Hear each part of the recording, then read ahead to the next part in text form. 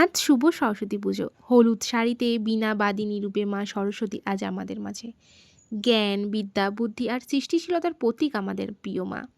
হে মা সরস্বতী, আমাদের অজ্ঞানতার অন্ধকার দূর করে জ্ঞান ও আলোর পথে চলার শক্তি দাও। ভুল পথ থেকে রক্ষা করো, মনকে শান্ত করো আর সঠিক সিদ্ধান্ত নেওয়ার ক্ষমতা দাও। ছাত্রছাত্রীদের জীবনে সাফল্য দাও, কলমে দাও শক্তি, মনে দাও ধৈর্য, সঙ্গীত, শিল্প সাহিত্য ও সৃষ্টিশীল কাজে তোমার আশীর্বাদ সব সময় আমাদের সঙ্গে থাকুক। তো এইভাবেই মায়ের কাছে অঞ্জলি দেওয়া আমার শেষ হলো। অঞ্জলি দেওয়ার পরেই আমি চলে গেছিলাম বৌদির বাড়িতে, কারণ আজকে বৌদির বাড়িতে পাড়াতেই আমি অঞ্জলি দিতে গেছিলাম।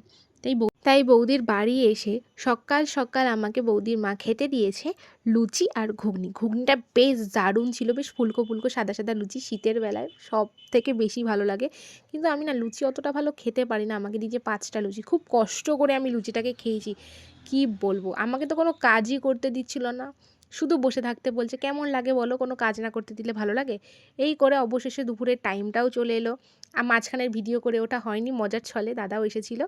তো ফাইনালি দুপুরের খাওয়া দেখো এখানে কত দিয়েছে, অনেক কিছু আছে, রাইস, মাংস, স্যালাড, তারপরে 2 রকমের মিষ্টি, সন্দেশ, চাটনি, পাঁপড় রয়েছে। দাদাও পাশে বসেছিল। আর আমি এখানে তাড়াহুড়ো করছি কারণ আমি মাকে নিয়ে কালনা যাব ঠাকুর দেখতে।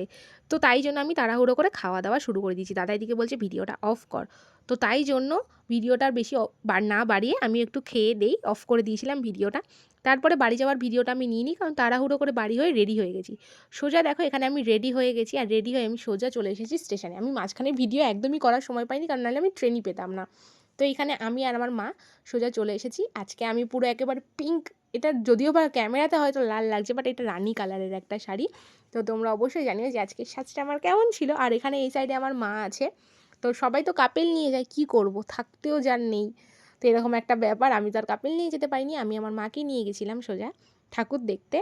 আর কি বলবো, ট্রেনে যা ভিড় ছিল, বীভৎস ভিড় ট্রেনে ছিল, এত ভিড় মানে বলার মতো না। একেবারে মানে কি বলবো।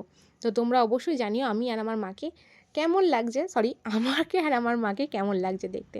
তো দেখো ট্রেনের ভিড়টা এখানে হালকা বলে মনে হচ্ছে, যখনই ট্রেনটা কালনা ঢুকেছে OMG বীভৎস ভিড়, এত ভিড় আমরা মানে ট্রেন কি থেকে বলবো। নেমে ভিড় ঠেলাঠেলি করে তারপরে স্টেশন থেকে বেরিয়ে আমরা সোজা চলে এসেছি ঠাকুর দেখার উদ্দেশ্যে, প্যান্ডেলের সামনে চলে এসেছি। আর ভিড় না ঠেলে ঠাকুর দেখে মজা আছে বলো তো, ঠিক এটা দুর্গাপুজোর ফিলিংস আসছিল।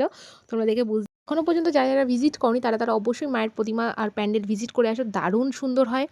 আর এত সুন্দর কি বলবো, কল্পনার বাইরে। যারা তো দেখেছো তাদের ব্যাপারটাই আলাদা। দেখো আমার ফাইনালি এখন আমার বাড়ি যাওয়ার সময় চলে এসেছে।